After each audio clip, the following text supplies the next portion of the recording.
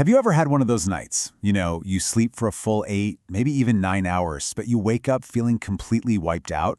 So you go to a doctor, they run some tests, and everything comes back normal. It's a super frustrating medical mystery, right? Well, the answer might be hiding in a little-known condition that we're going to break down today. I mean, it's a feeling so many of us know. You do everything you're supposed to, you go to bed on time, you get the hours in, but you still wake up feeling like you haven't slept a wink. You're just dragging yourself through the day, fueled by caffeine and sheer willpower. And then, to make it even more confusing, maybe you get a standard sleep study, for something like sleep apnea, and the results come back negative. The data says you're totally fine, you're breathing great. But deep down, that something is definitely wrong. So what in the world is being missed? Okay, let's get into it. The answer may be a condition that flies right under the radar of a lot of these standard tests. It's called upper airway resistance syndrome, or UARS for short, and it just might be the hidden culprit behind this very specific kind of exhaustion. So what exactly is it? Well, basically, UARS is a sleep disorder where your upper airway narrows when you sleep. Now, it doesn't cause you to stop breathing completely, but it creates resistance, making it way harder for air to get through. This constant struggle triggers these tiny arousals in your brain that shatter your sleep quality. And here's the key part. It happens without the big, obvious oxygen drops that you see in classic sleep apnea. And what's wild is that URS isn't some new discovery. It was actually first identified way back in the early 1990s. But because its symptoms are so subtle and those traditional apnea tests just aren't designed to catch it, the condition is still so often overlooked.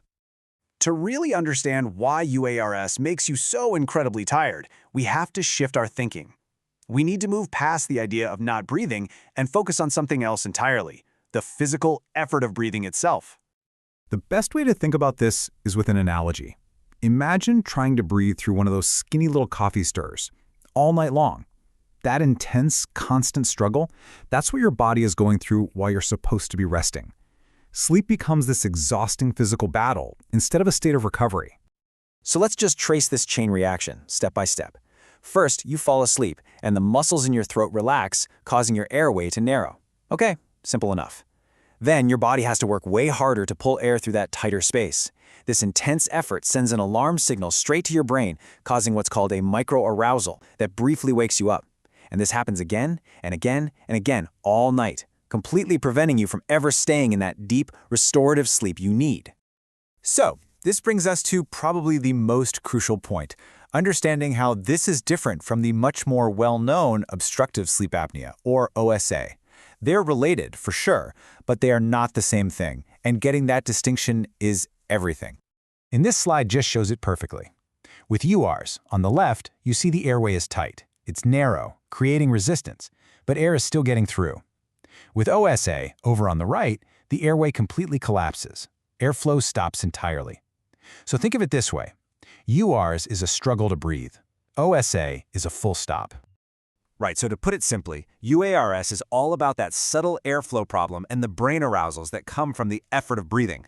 OSA, on the other hand, is defined by a total collapse of the airway, which causes those dangerous drops in blood oxygen. And this is exactly why standard tests, which are built to look for those oxygen drops, often miss UARS completely. So why is making this distinction so important? Why does it matter?